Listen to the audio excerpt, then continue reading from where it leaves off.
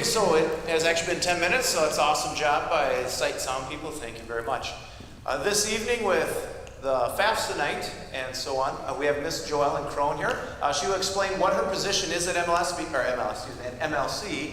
It's changed a little bit. You're doing some teaching now, still doing some of the financial things with helping students plan and so on. And I will say this outright, MLC has been great over the years with this position. It's been wonderful, but they've also been really good that if you have questions, even if your son or daughter doesn't plan to go to MLC, parents have asked them of me, I've asked them, and they've gotten back to me. So it's been a great thing. So if you do have questions, please ask them, because what you hear tonight is not specific just to MLC. This is what every college does. If you want to get grants, you want to get scholarships from a college, even if you're a millionaire, you still have to fill out FAFSA. They just require it. That's how they go through the process. So seniors, I know there'll be a lot of terms, a lot of things that you say, why do I have to know this? Because each year, the college and FAFSA, they're going to contact you for all of this. Your grades will no longer go to your parents in college unless you sign a piece of paper that says, I give permission for these grades to be sent to my parents and so on. They will not communicate with your parents otherwise, even the bills. So make sure that seniors, you're paying attention. You'll hear it more and more as that goes on. So I talked to you already about the FSA ID. We will have a meeting about that in the future. But again, if you have questions this evening, please go ahead and ask those. People at LPS that are watching in, I'm an LPS grad in 2000. Professor Dodge was running back, well, my junior and senior year. He was a year behind me, and I forget how many yards he rushed for. In his junior season, it was like 1,500 or 2,000. It was quite a few. Very good running back, and I know he's also a very good track coach over there now too. So, and we're glad that LPS, you guys can be tuning in. After this, if you guys have ways that we can improve this, please let us know. We're thankful we can partner with you, LPS, and that next year you'll be hosting at your campus and we'll be watching live. So with that, Ms. Joellen Crone.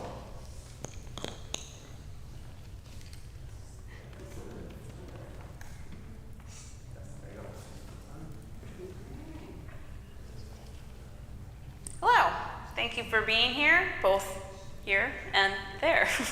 I'm Joellen Crone. I'm the Financial Wellness Coordinator at Martin Luther College. I'm also Professor of Mathematics, which sounds scary, I think, for some people, but it's really a personal finance course, which is really fun. I love teaching it. So if you are scared of math and you come to MLC, you will be in my class, and we do really fun things.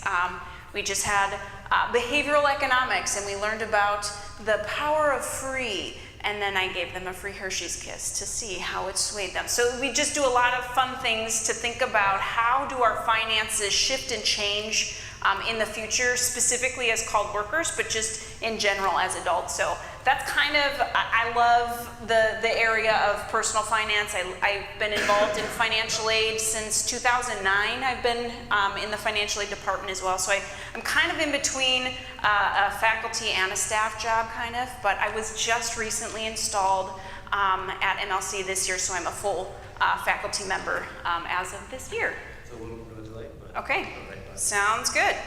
All right, so there's me, there's my family.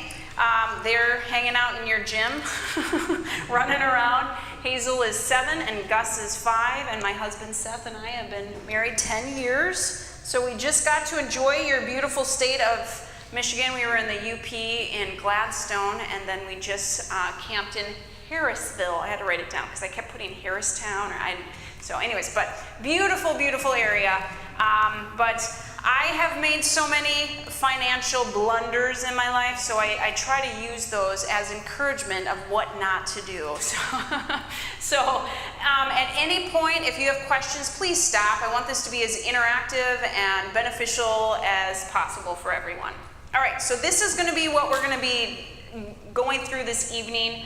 I want to make sure that we have time to specifically talk through the FAFSA because it can be a little clunky, but that's only one piece of understanding financing of your college experience. So we're going to spend some time talking about cost of attendance, how do you come up with the money for college and different things like that. All right, so the FAFSA. Everyone has to do it. I suppose if you don't want any kind of governmental assistance or institutional assistance, you could probably bypass this. But most colleges will use this. Private colleges will use it 100% to look at how much gift aid of their own money they give. So it's not just governmental funds. So this also depends on how much grants you might get from a school as well. Scholarships are a completely different thing. Those are typically not need-based, and that's going to be based on academics, leadership, involvement, things like that, essays. So that's a little bit different. So most everyone will want to complete the FAFSA. It's important to understand that it does mean free, right? Free application for federal student aid. And the website that you will go to for pretty much everything college related for the government side is studentaid.gov. That's also where you will go to set up that FSA user ID and password. But that is going to be like a site that you will want to bookmark because you will go there all the time for anything for your financial aid. If you notice the bottom left, so usually the FAFSA always opened up in October. And then last year happened. I don't know if anyone had students who were students who were first year college last year, but it was a mess. It didn't open up till like January, February. It was bad. They're hoping that it should be sometime in December, so I wouldn't hold my breath, but just be sure that all colleges know that this is going to be a delay, so it's not going to impact what aid you might receive, but you want to pay attention to what the notifications are. When does this open? And be cognizant of that. At MLC, we don't even require students to have it submitted until April 15th. So you have plenty of time to get the FAFSA done once it opens. If it's another school that you're looking at, you want to find out what their priority deadline is. That is a huge thing, especially if it's a state school that you're looking at, because state funding is a little different than private schools. Because state funding can sometimes be, okay, we first come, first serve, and so like especially with student employment, otherwise known as work study, you may not get a position if you don't apply by a certain time. So there's differences in deadlines, so just make sure you know what that is for each school that you're applying to attend. They were talking about it here before we started, but the FSA ID. This is a huge thing to note.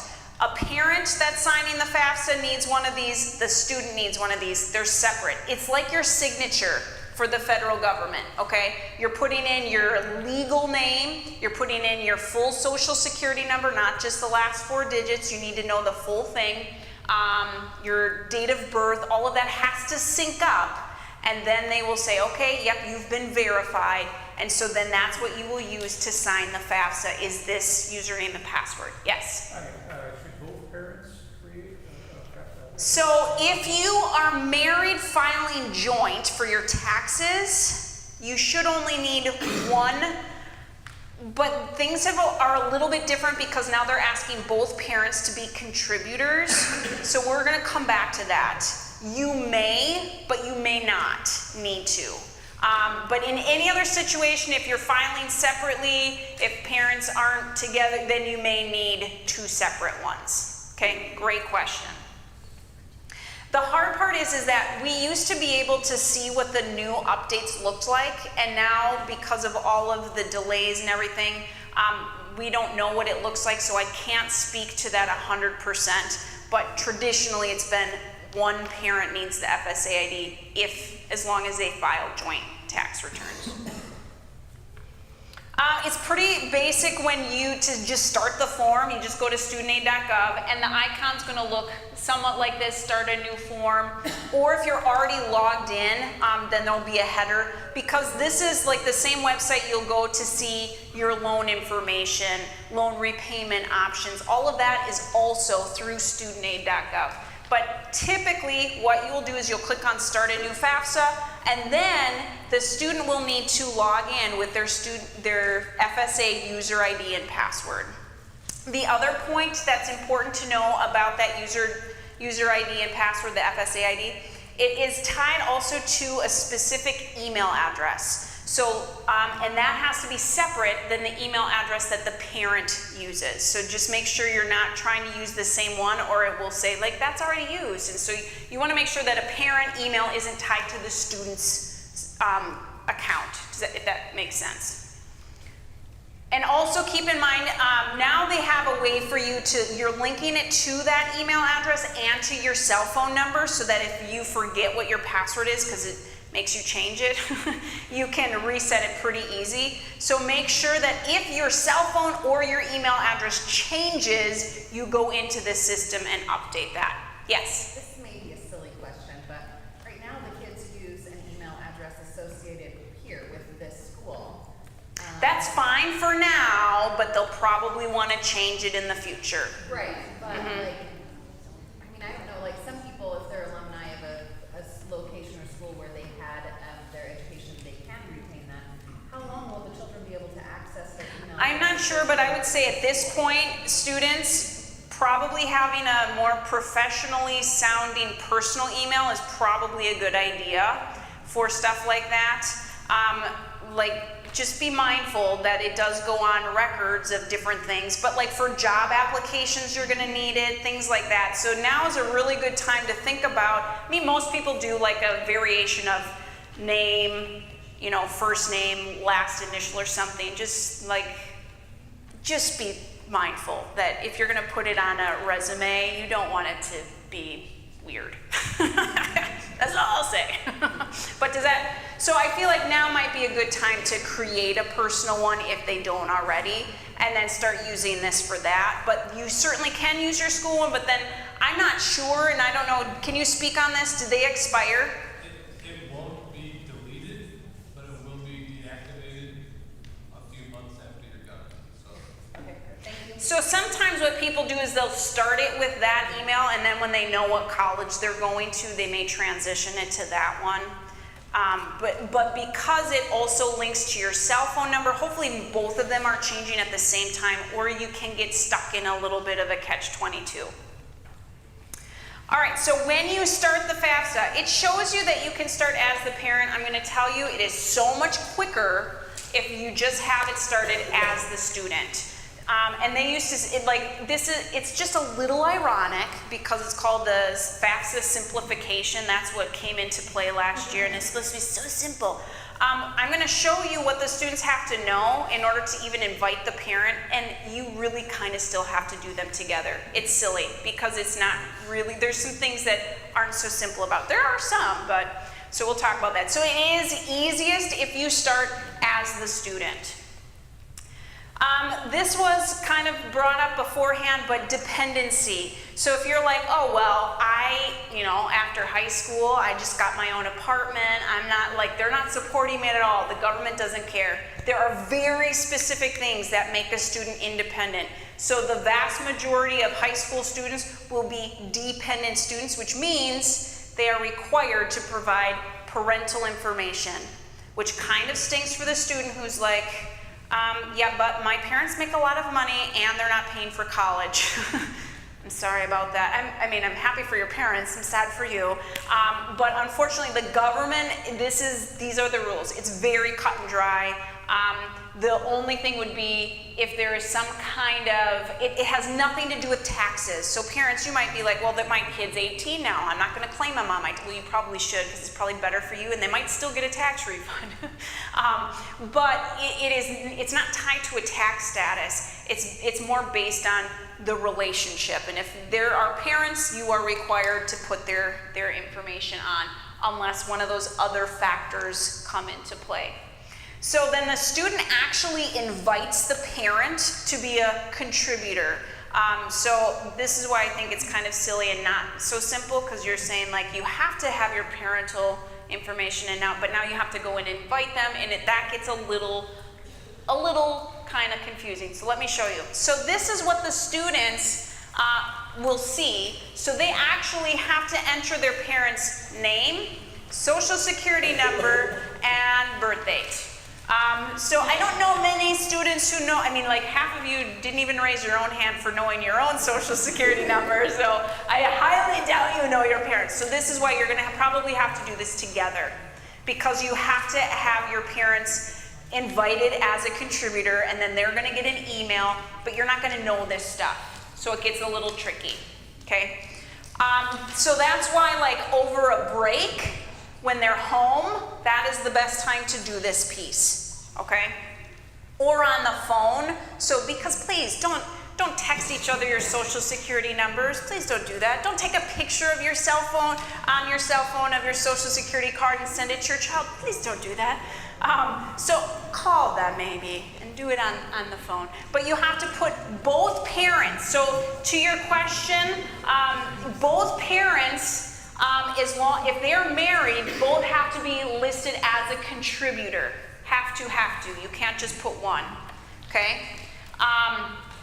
Now that brings us to, if you have a situation, and then they will get an email. So you'll put in the parent's email address, send, after you put all their other personal stuff, and then they will get an email and says, you've been invited to Johnny's FAFSA, and then you get a login and you get to do your part.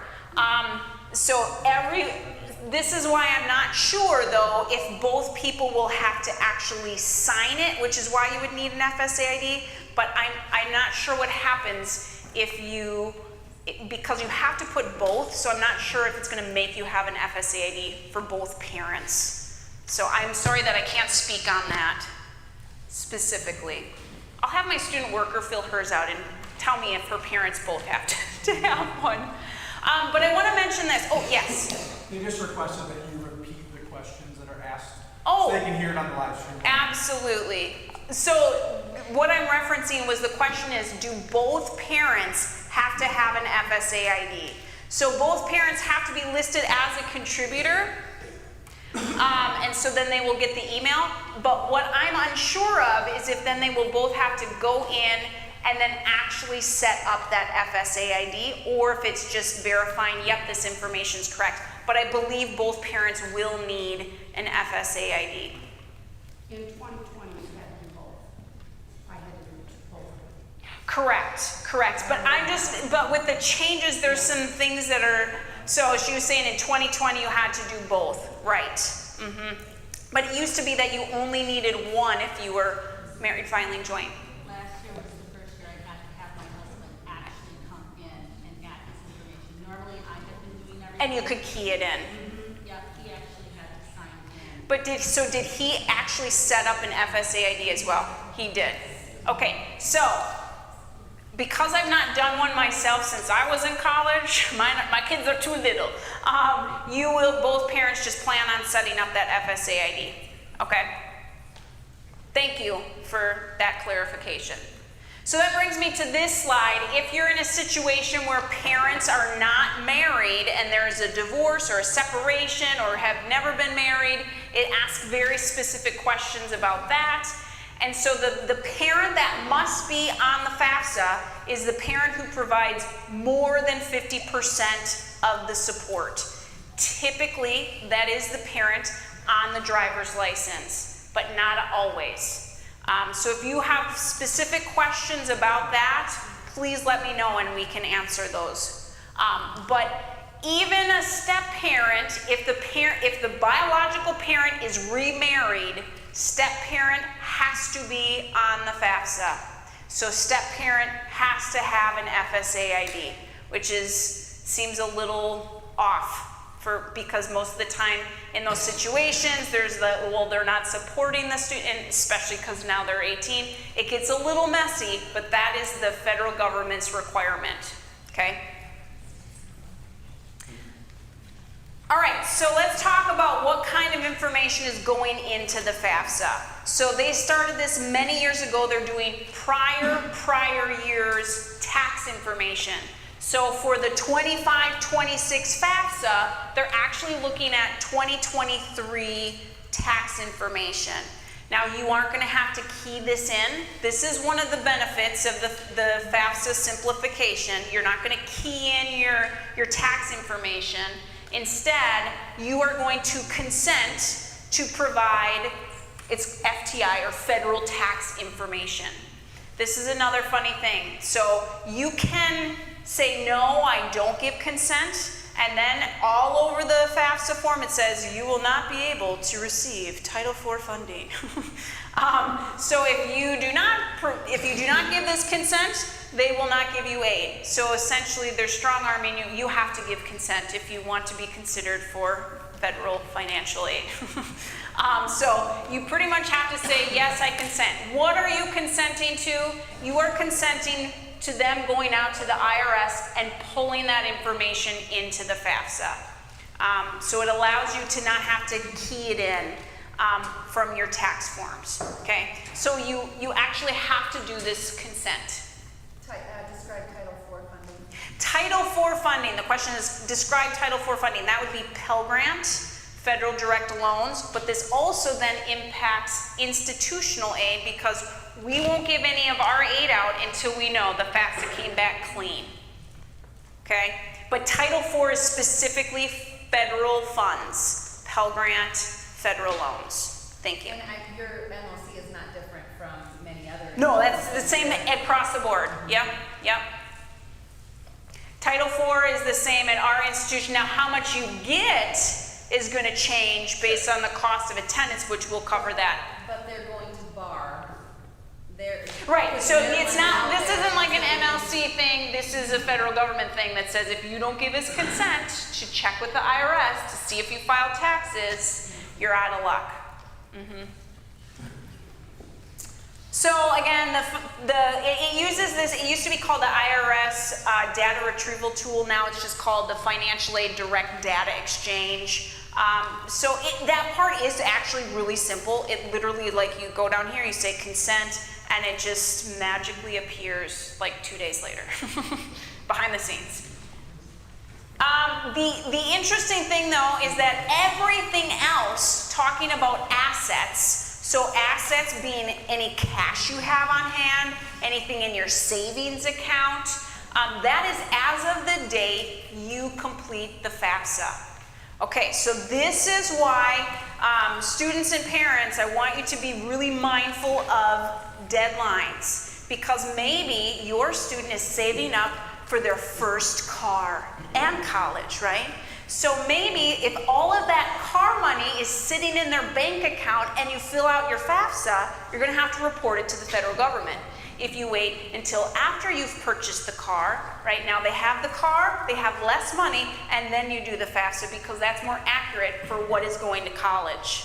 Does that make sense? So you want to be mindful of timeline. Same thing for like a laptop computer. Maybe they're saving up for something, a bigger purchase. Perhaps you might want to buy the bigger purchase before you do the FAFSA, because students, they are going to look at your assets more heavy. It's more heavy on what students have as an asset because they believe it is you are the primary responsible party for paying for your education. And so they're going to look a little bit more heavy on those than they will parent assets. Parent assets do get, I don't know exactly what the percentage is, but they look at that and they protect a certain amount from not even being factored in as an asset for the parents. So they're more lenient. So you have to put cash savings checking, net worth, investments. This does not include like the value of your home. I'm talking parents. When we're talking parent assets, not your home, not any kind of investment for retirement, that's not part of this. This would be like, I'll have to report, we have a cabin up in northern Minnesota, I'll have to report the net asset of the cabin because it's not where although my driver's license has it on there, so maybe I can get away with that. So that's kind of what that's talking about. Does anyone in here have a 529 plan for their students? Okay, that is a parent asset. So you include that when you say you have other assets that you have, that is a parent asset, which is beneficial because it counts less against you than it would if it were a student asset, okay? So any of the 529 is actually a parent asset. Some things I already mentioned this, don't include any kind of life insurance or your actual home or retirement account. But this next slide This one gets me a little nervous because this is a big change. So if you are a small business owner or you have a farm, you live on a farm, you are now required to report the net assets. I know, it's When did that happen? Is that brand new? it has happened as of this current academic year. I'm hoping there's a lot of people in Iowa who have been talking to their legislatures about this because it's ridiculous. We live on a farm. My husband's a farmer. I'm like, this, I don't actually have those assets. I would have to sell the place. So, but that is what the change is. So this is pretty upsetting for me because it hits close to home. So that is a huge change. But again, it is the net amount. So if you have further questions about that, we can talk more about it. But that is a big change in the last 2 years. After you submit the form, you're going to get a message like this. Schools will now give you, it used to be called, and the form would process an EFC. Parents who maybe had older students, expected family contribution, maybe that sounds familiar, but now they've changed it. It's the Student Aid Index, which is actually more fitting for what it is. It's just an index to indicate, okay, where's your financial health, and so how can we help supplement it? That's kind of what they're using this for. So it's an index. You will normally see, you'll see like when it was submitted, but you'll notice it can go negative, which is like normally you wouldn't think it can be less than 0, but it can. Yes. Okay, tuition for high school is not tax deductible. Tuition for college has some tax benefits. Do they take into account the fact that we're still putting kids through high school? Okay, the question is when you're doing the FAFSA, are they taking into account that you're still paying tuition? The FAFSA form is not. Our school can, and I will tell you exactly, under the special circumstances, we can factor that in.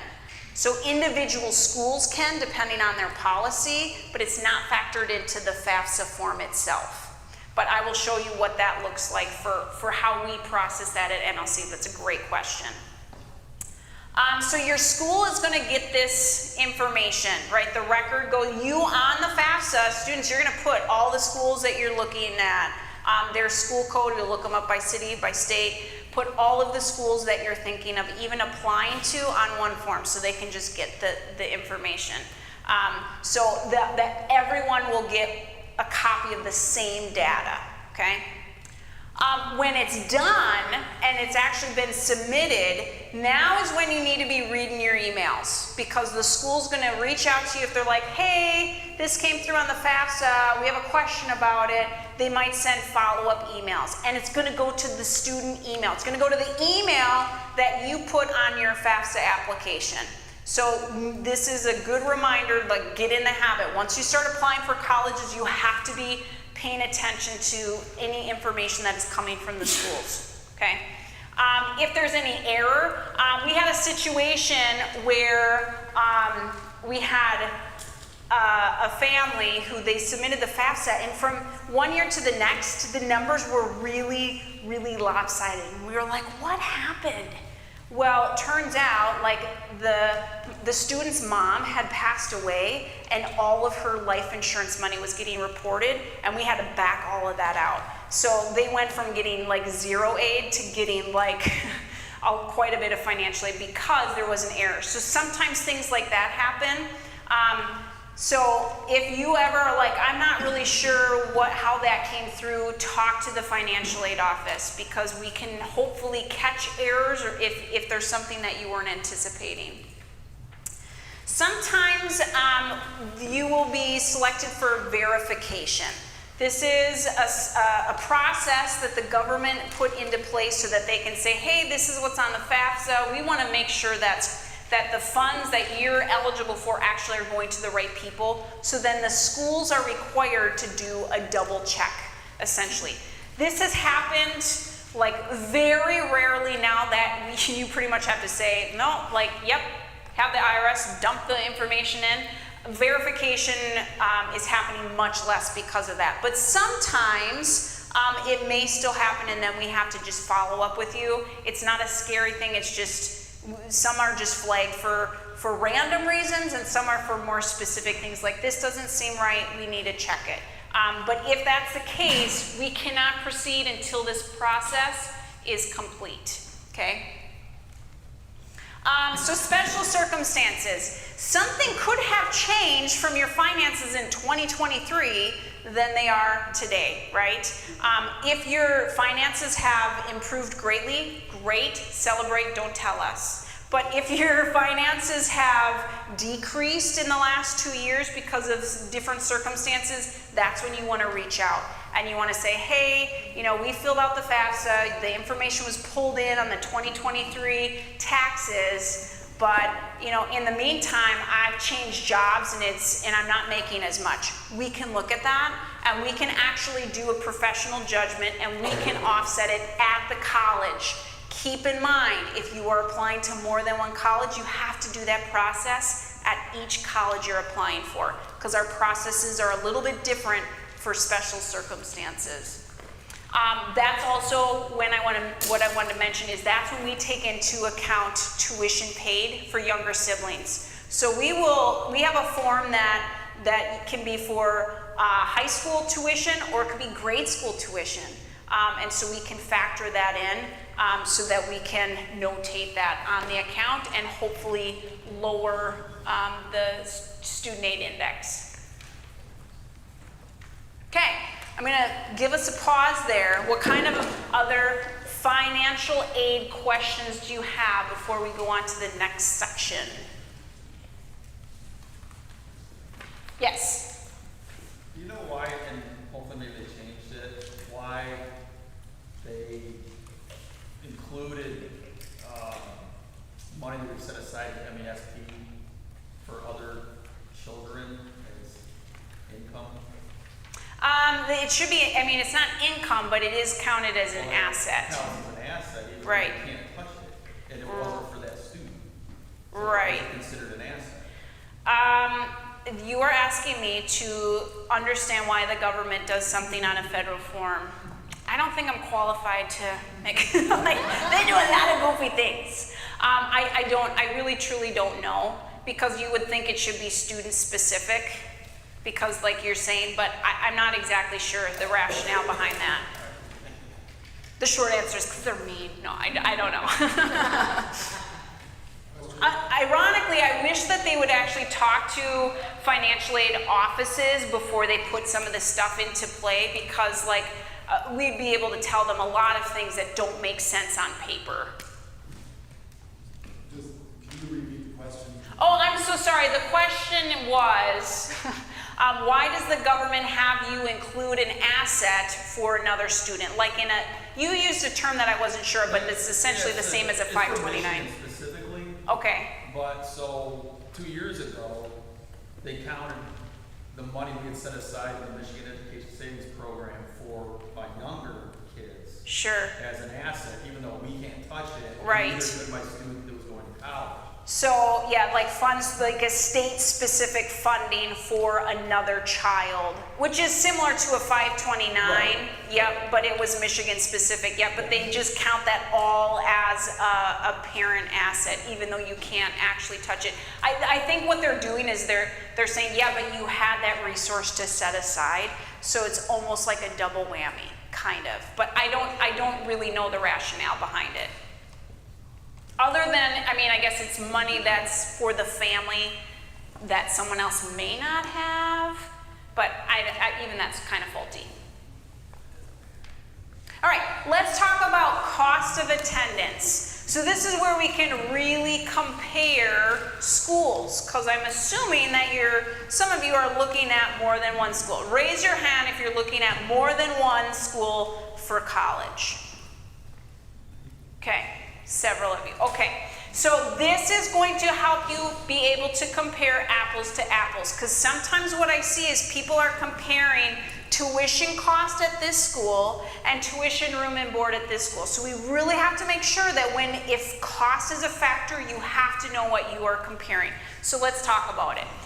So you're going to see on the left, Those are MLC costs, okay? So right now, the fixed cost is what we will physically bill you for. So that is tuition, and that is room and board. Some schools, you have to pay attention, do a lot in the form of fees. So they might have like a technology fee or a campus fee. So you want to know what those are if you're going to a school that has fees. MLC does not have fees, we just have tuition, room and board. I'm sorry, food and housing. They changed it. It's now food and housing.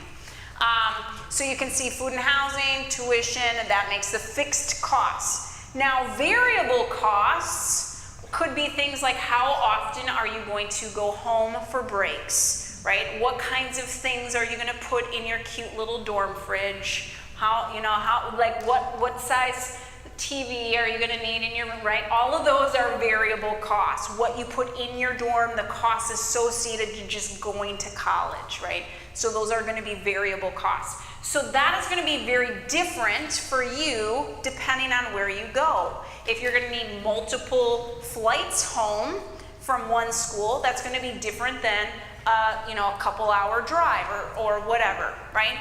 So you have to keep that in mind, that variable cost is going to be controlled somewhat by you and your taste, right? And your spending, but also depending on what school you're looking at and the distance, okay? So I think it's important to note that our school isn't even on there as far as cost, but if you look at 1, 2, and 3, right? 3 different colleges, this has their total cost of attendance. So that is, again, when we're talking total cost of attendance, that is tuition, food and housing, and any other costs associated with going to that school that you might have out of pocket, books, supplies, travel, etc. So you see 1, wow, that's really expensive. And that is true. It is very expensive. Versus 3, right? Which is like, just about half the cost. But that student aid index doesn't change. That student aid index is your kind of barometer of what kind of financial assistance you might receive. And so if you look and you put that column, so that on the right side, it's showing you, okay, college 1, the amount of need that I might qualify for is actually greater because their cost is higher. So some of those more expensive schools actually may have more financial aid that they are giving to their students. So that is why one of the things that I like to remind families is like when you're looking at multiple schools, cost should be a factor, but you need to know what the after financial aid cost is. Because that could be, those 2 schools, 1 and 3, your out-of-pocket costs could actually be very similar, but you won't know until you apply.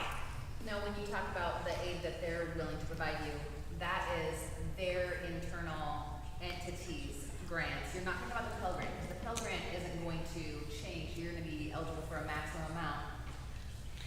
But okay. If you're at that higher financial institution, that institution's funding that's available to So you? the question was, are you talking about institutional aid? Because the Pell Grant amount shouldn't change, right? You're eligible for the max amount either way. Yes and no. Because if your need is greater, now all of a sudden you could potentially have more Pell, well, let me think about this. Let me think of how this works I've done it, it's been a while, I'm rusty on my financial aid awards. Yes, because the Pell Grant is tied to your SAI, yes. So you are absolutely correct. It would change the institutional aid because your SAI is directly related to the Pell Grant from the government, okay? It might even change how much loans Loans are also the same. Okay. And we'll talk about that. I have a whole slide on loans as well. Yep, so Pell Grant is based on your SAI. Your loan amount is not based on your SAI, it's based on the year in school.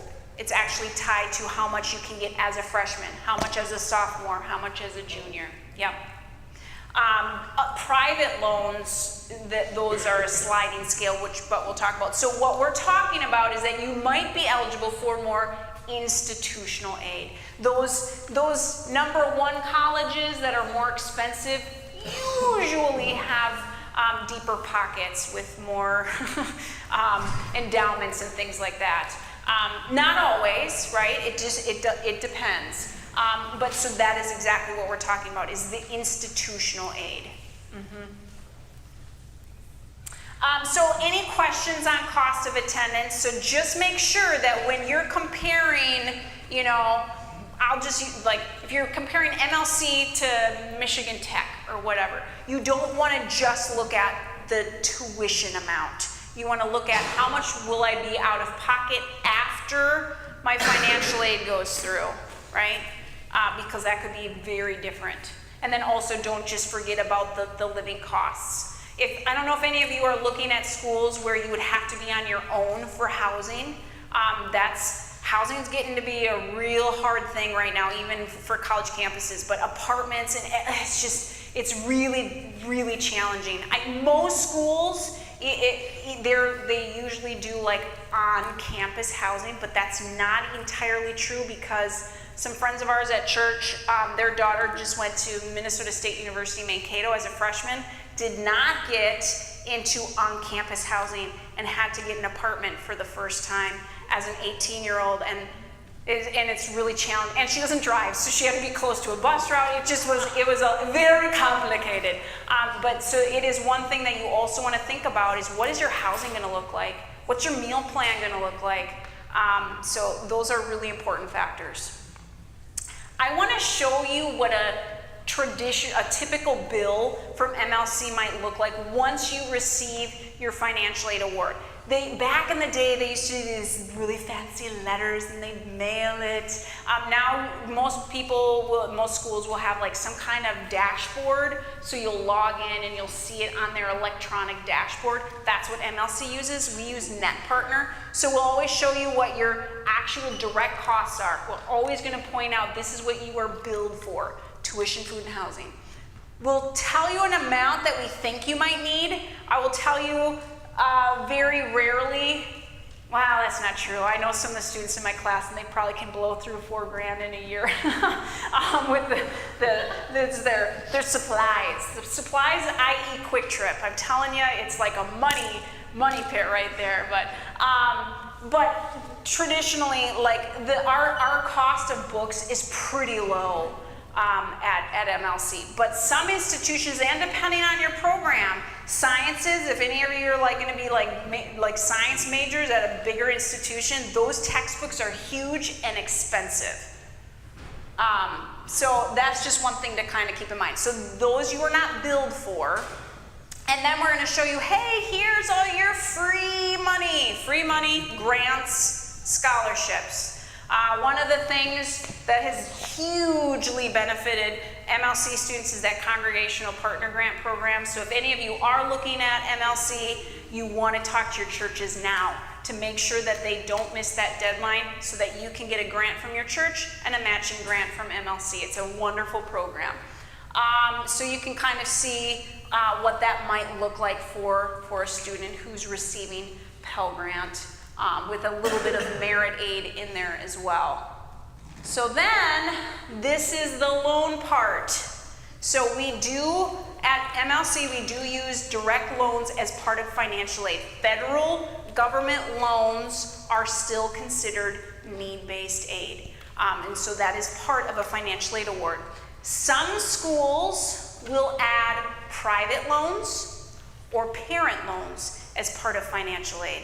You do not have to take them, but you need to notice that if that is on your financial aid award letter, that isn't like free money they're giving you, that is money you will pay back plus interest. So also keep that in mind when you are comparing financial aid awards, because some institutions will include those as need-based aid. All right, so this probably distills down to the most important question. How do I pay for college? So there's a lot of combinations working here. I will say, Like I tell my students in class all the time, the best way to pay for anything is with actual money. It works pretty good. So being mindful of your summers. I know there's so many fun things that you could be doing with your time, but honestly, like you gotta be maximizing your earning capacity during the summers. You have to.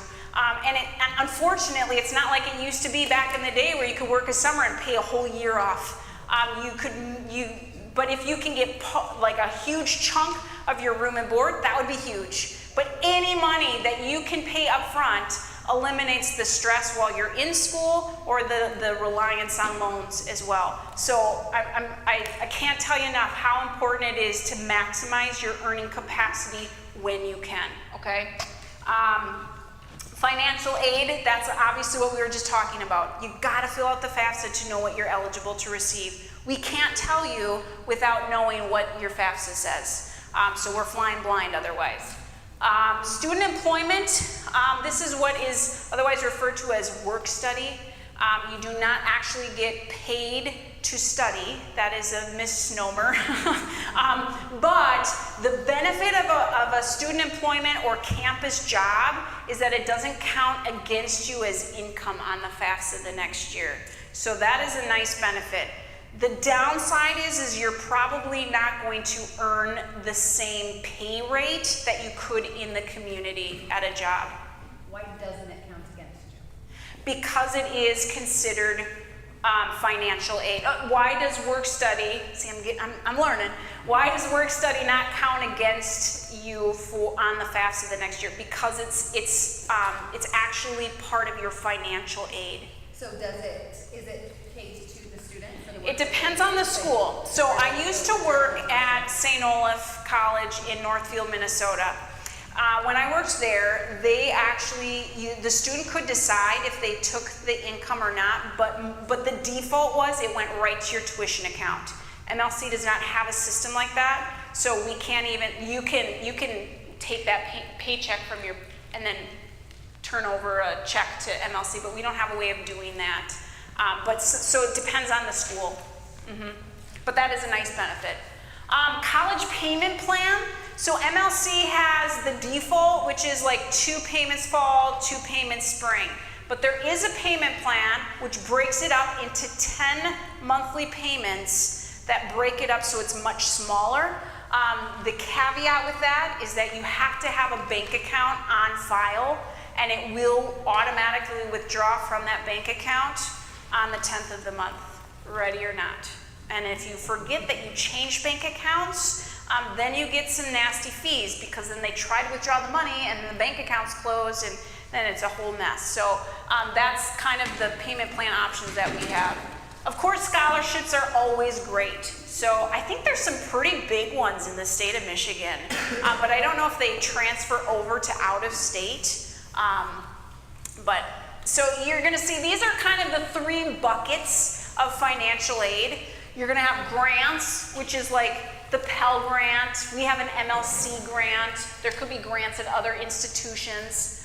It's usually based on the results of the FAFSA. Scholarships, again, usually you think of merit scholarships, but there could be leadership scholarships. There could be scholarships through the community, Lions Club, and different organizations like that have different scholarships. And then loans are part of financial aid, but they have to be repaid with interest, which is no fun.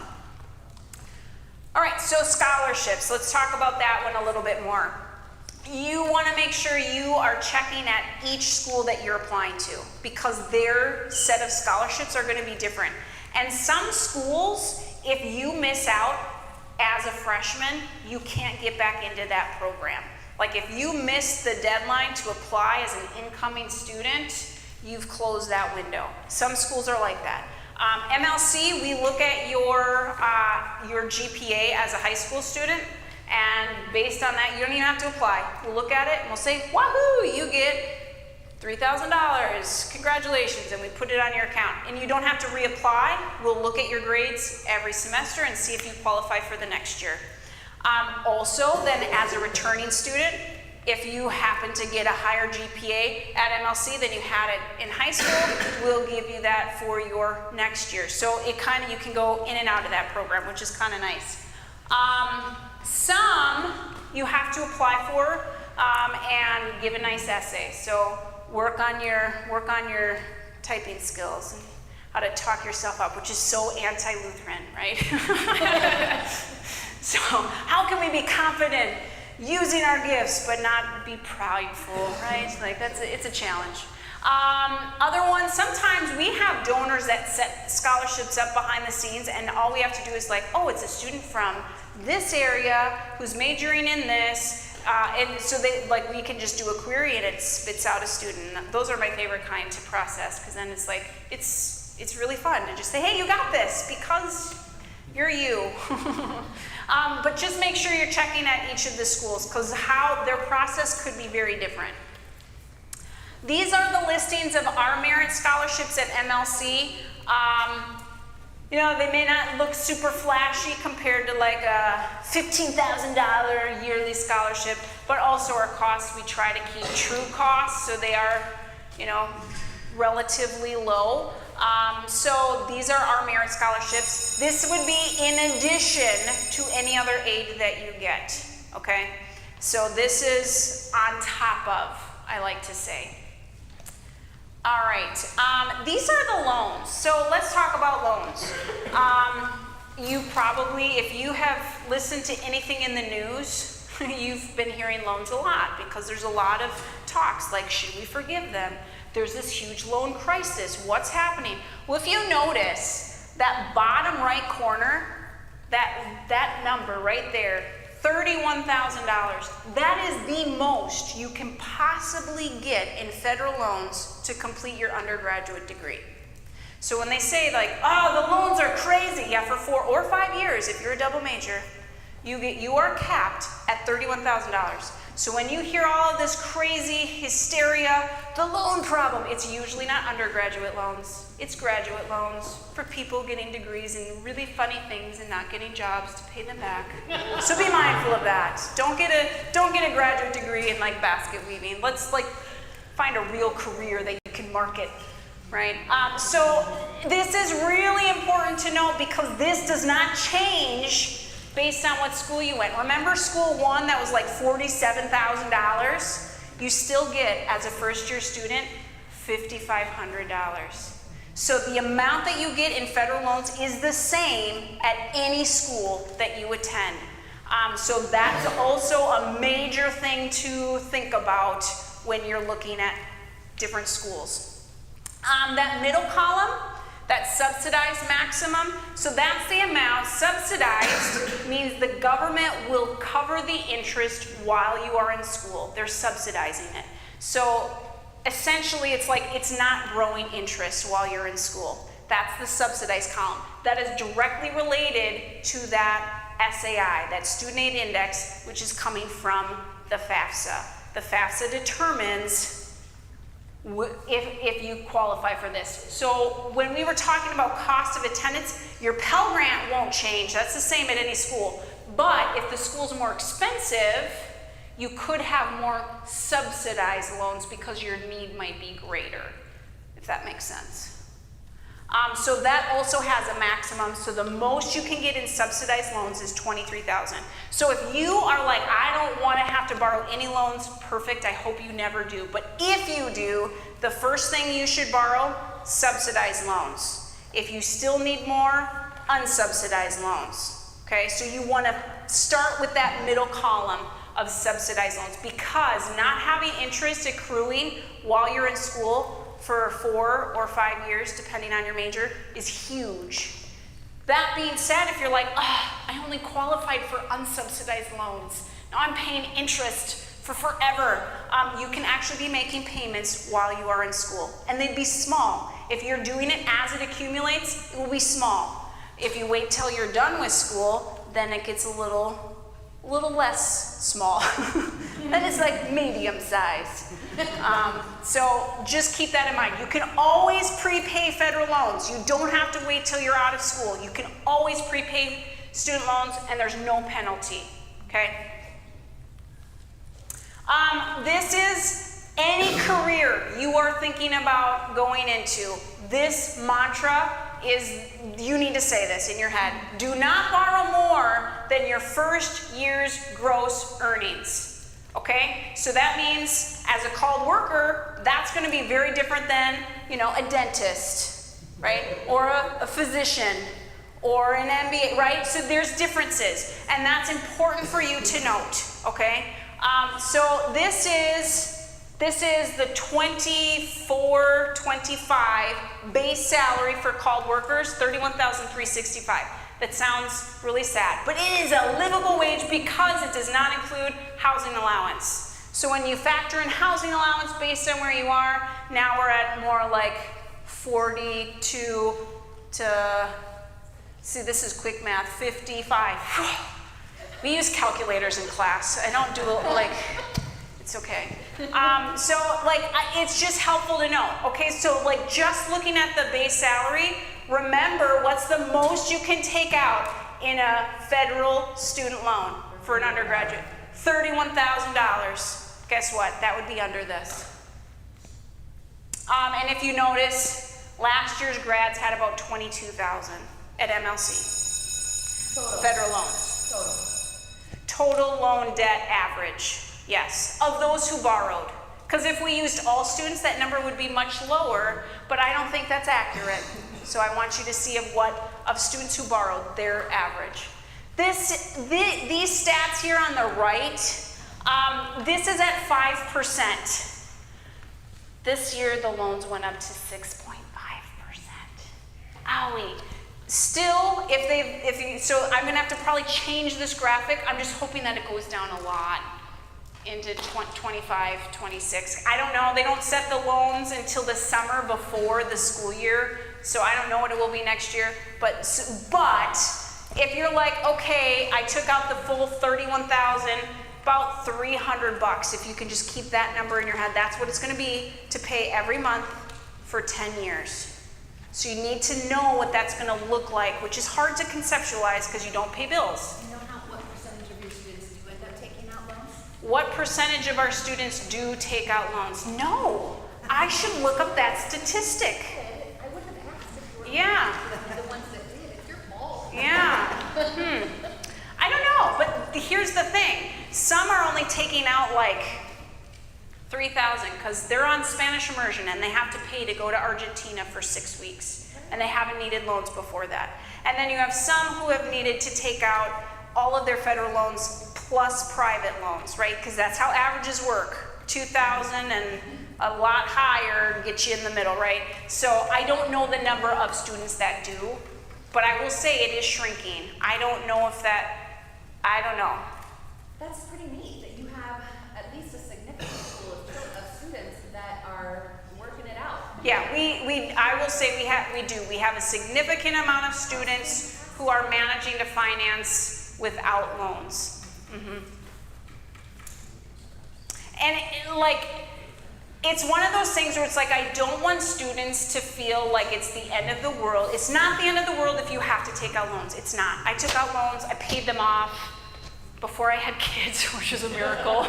But it's doable. The thing that you need to keep in mind, students, is that what loans do is it changes what your life maybe looks like for a time frame. And if you want to, if your parents listen to Dave Ramsey, live really cheap and pay off that debt, and then you can have the life that you want, right? But there's truth to that. So just keep in mind, it doesn't have to be debilitating, but it might be a necessary evil if you just don't have funds set aside for school, okay? So I don't want you to be scared of it, but you need to know how they work so that you don't get stuck paying off loans for forever, right? Okay, so now what do? All right, so the biggest thing is that for the schools that you are looking at, you want to make sure you know what are the requirements, what are the deadlines. Those are the two things you have to know. What are the requirements, what are the deadlines?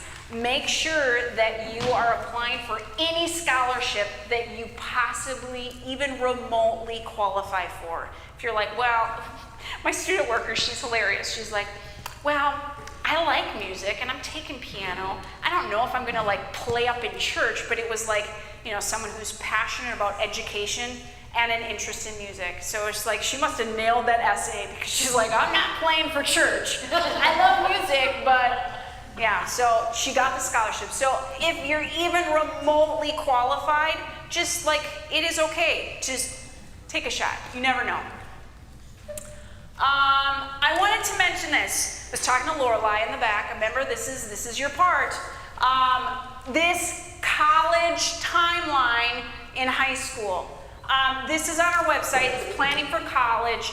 It kind of walks you through. It's not an MLC timeline. This is for everyone.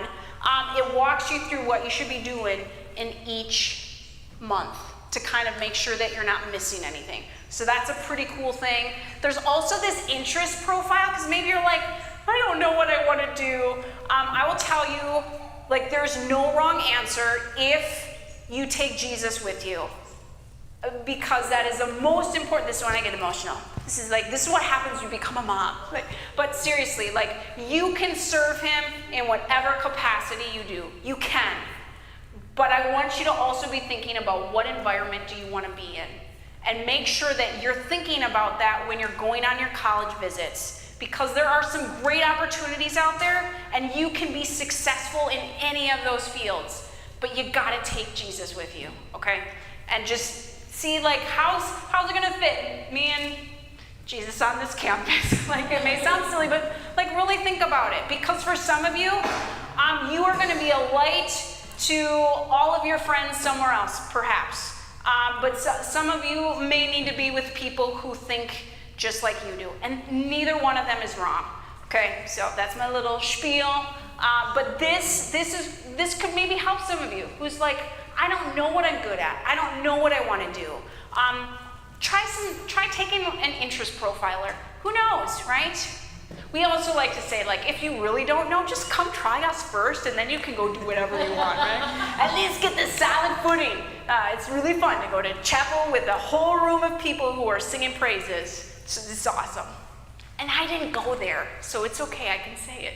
I love being there. If you still are like, I don't know, I feel so lost, we have this big button that says, I need help. I have business cards up here. I don't do I don't really do social media. I guess my student worker does for me because like, I'm an old dinosaur and I don't get it. So she helps me with that. But this is my other thing. This is what I'm passionate about. Okay, so I have a financial wellness program at MLC, and that is this year's theme. Girls just want to have funds. Okay, so they're like, nah. My freshman boys are excited to wear hot pink because I make these into t-shirts and it's awesome. But we are all about just checking out just topics that will help us be more prepared for the future. So we do cash course, we do my class, of course.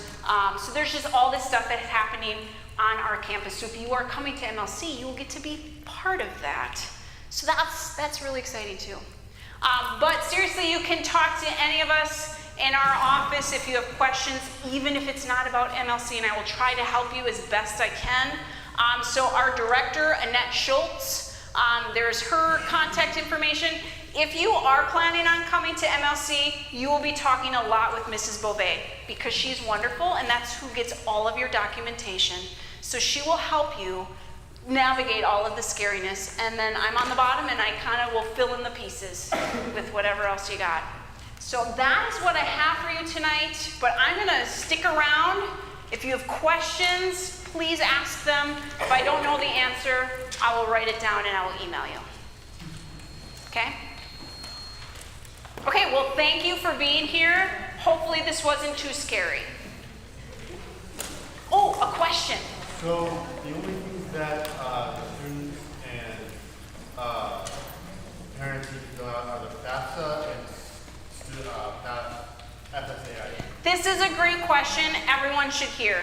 The question was, so the only thing a student and parent need to fill out are the FAFSA and the FSA ID. That is one part of it. You actually have to check to make sure there's not another application at another school. Our school school has what's called the MLC financial aid application, which is just contact information, but it is part of the forms that we need in order to finish your financial aid.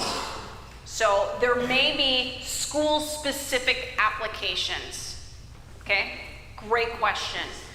Yes? So the FAFSA, you can't do it until December 1, or it has to be done by? Oh, thank you for clarifying. The question is, does it have to be done before December, or can it not be done until then? It doesn't open until December. Yeah. It is, for us, it's not due till April, but again, you want to check the priority deadlines of most schools. A lot of times, February 1st is a big one for a lot of campuses, but we don't need it until April. Great question. Anything else? This was very informative. Thank you very much. You are welcome.